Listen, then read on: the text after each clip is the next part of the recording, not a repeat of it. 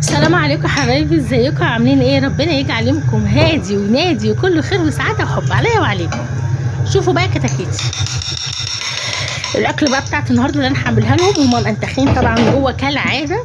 الاكله دي امي كانت بتعملها، بس دلوقتي بقت بتتعمل بافتكاسات وحاجات عجيبه كده بشوفها، بس انا هعملها بالطريقه اللي هي الطريقه بتاعتها الصح.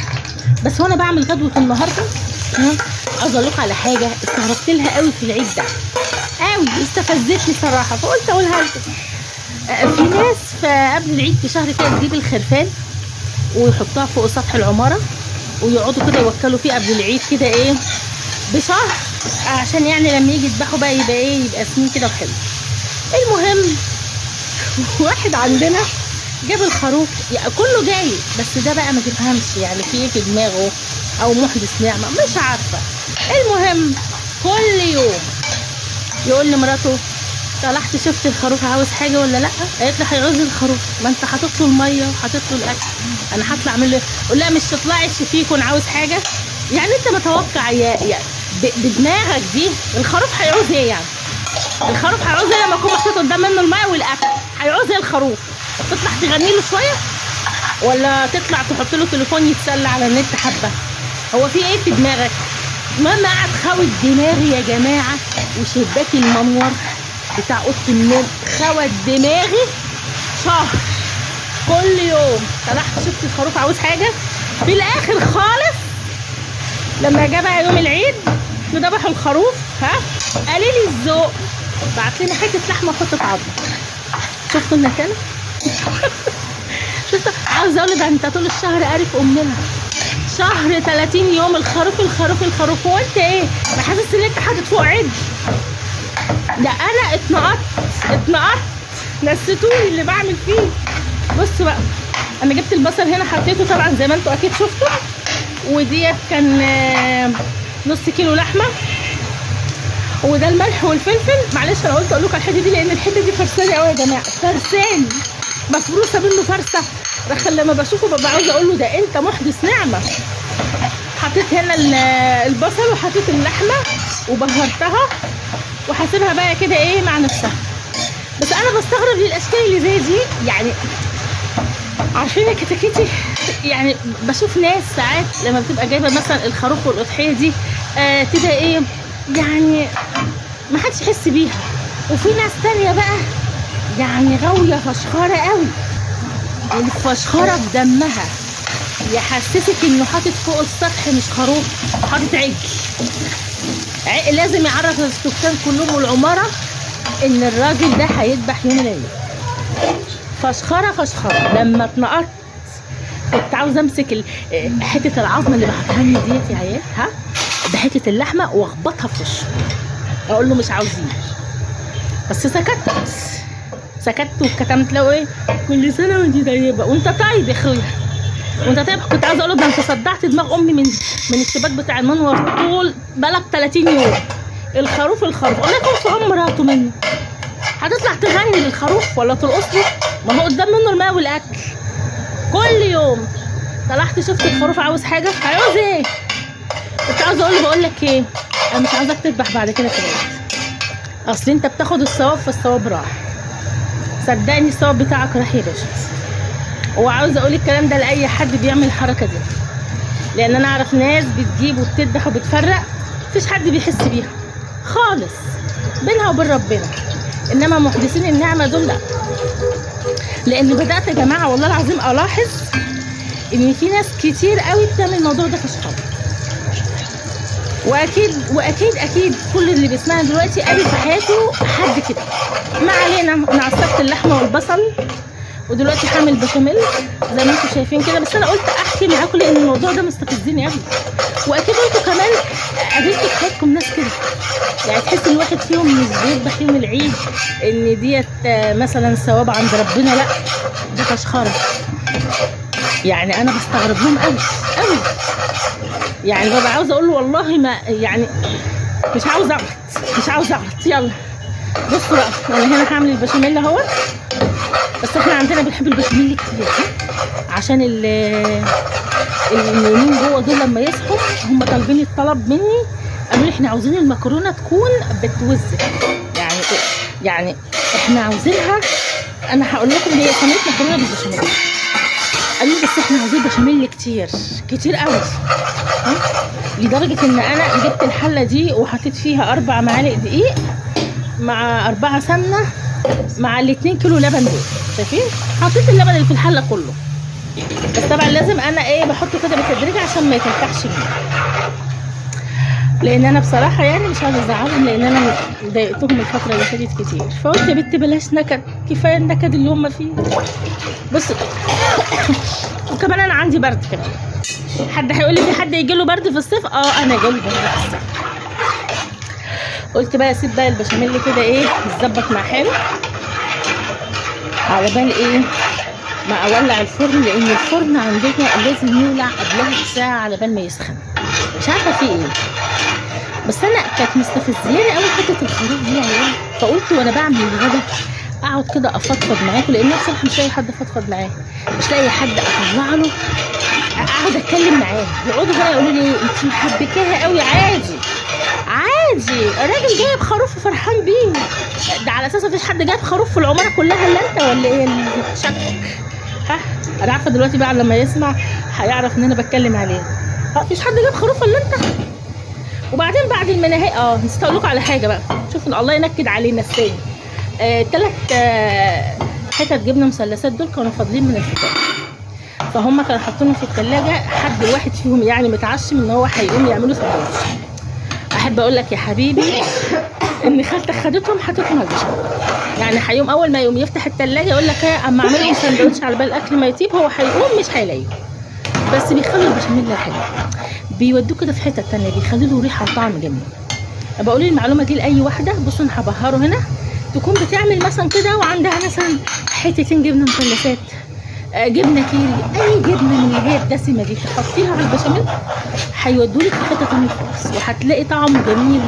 بصي اعمليها وهتدعي لي، اعمليها وهتدعي لي بجد، لانها بتخلي طعمه في حته ثانيه خالص. وعلى العموم على فكره انا حطيت فلفل اسود، بس المفروض يتحط فلفل ابيض، بس احنا ما عندناش فلفل ابيض، بس مش مشكله هتطلع حلو برضه، مش مهم، ما علينا. اكمل لكم بقى الموضوع بتاع الخروف ده عشان الموضوع ده مضايقني. حد هيقول لي ايه؟ انا الموضوع ده مضايقني قوي. يعني زمان كانت امي تقول لي اللي كان يجيب الخروف ولا عجل حتى يحطه كده في السر ويذبح في السر ويفرق في السر. دلوقتي فضايح فضايح، واحد جايب خروف لازم يعرف العماره بحالها ان انا جايب خروف. زي اللي بقول لكم عليه دوت، كل يوم طلعت شفت الخروف عاوز حاجه، اكلته الخروف، حميته الخروف. هو في ايه؟ هو في ايه؟ لا نسيت اقول لكم على حاجه ثانيه. كان مره بيقول ايه؟ عاوز اجيب الحلاق يحلق له ايه؟ طب ما هو اساسا الراجل الجزار لما هيذبحه هياخد الفروه بتاعته، فانت يا ابو مخ تخين ليه تحلق له وتخلي الجزار يقول لك دي ما فيهاش شعر، ما فيهاش فرو؟ يعني ليه؟ هو انت فكر نفسك ذكي قوي كده يعني؟ يخرب بيت الغباوه كلها يعني. هتحلق له ليه؟ رايح يخطب؟ ده انت 30 يوم وهتذبحه، عاوز تحلق له ليه؟ طب ما كده الفروه بتاعته، انا اسمع ان الفروه بتاعت الخروف دي بيمسكوها يغسلوها وينشفوها، وفي الارياف ممكن ساعات ان هم بيحطوها كده ايه في الشتاء بتدفي. ده اللي انا اعرفه وده اللي انا شفته. انما حته ان حد يحلق للخروف دي، هتحلق له ليه؟ رايح يخطب ولا ايه؟ ولا انت هتسيبه عندك هتخلله؟ فبصراحه الموضوع ده مستفزني قوي قوي. يمكن انا قعدت اتكلم فيه معاهم ساعه ما بعت لنا بقى ايه حته اللحمه بحته العظم. قالوا لي مالكيش دعوه، احنا مالنا، خروف هو حر فيه. قلت لهم بعد نهايان شهر 30 يوم. وايه اللي هو بعته ده؟ قالوا مالناش دعوه مالناش دعوه. قلت هاتوا الحلاق يحلق للخروف، واكلت الخروف وشربت الخروف، الله يقطعك انت والخروف. بصوا انا هنا ايه كل ما افتكر الموضوع ده بضحك، بس اضحك وانا مخنوقه والله العظيم ومتضايقه، لان انا بعرف ناس بتبقى جايبه عجول في العيد وبتذبحها، يعني مفيش حد بيحس بيها، انما ده محدث نعمه. وانا عارفه دلوقتي انه بيسمعني من غير ما اذكر اسمه، هو عارف نفسه، هو عارف نفسه. ما علينا. انا ايه، وزعت اللحمه اللي انا معصجاها اهيت، وهحط بقى ايه.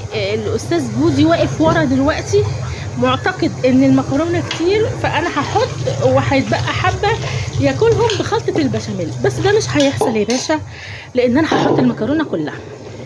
هو واقف جنبي بقى لان انا مره غلطت وعملت مكرونه كتير وكنت حاطه عليها البشاميل، فايه فضلوا حبه كده. فعندنا العيال بيحبوا ياكلوها كده بالمعلقه، يعني المكرونه لو مسلوقه ومحطوط عليها البشاميل عادي ممكن ياكلوها، بس انا هغزلها. هو دلوقتي شايفني بفضي فيها بالتدريج وبفردها، يقول بس هيفضل طبق. انا هاخد حبه كده اضربهم على بال ما الاكل يستوي، بس ده عشان ابليس في الجنه. انا قاعده كده بكبس فيها، والحبه اللي هم فاضلين اهم نزلتهم اهمت عشان خاطر تتحط كلها. فانا بقى لما عملت كده راح هو واخد بعضه ودخل الاوضه مكمل نوم. فاهمين؟ يعني كان واقف عشان خاطر مصلحته، لقى الدنيا كده خلاص وفتح التلاجة جاي ياخد ال3 حتت جبنه، لقاني برضو حطيتهم على البشاميل، فهو فقد الامل راح داخل ايه نايم.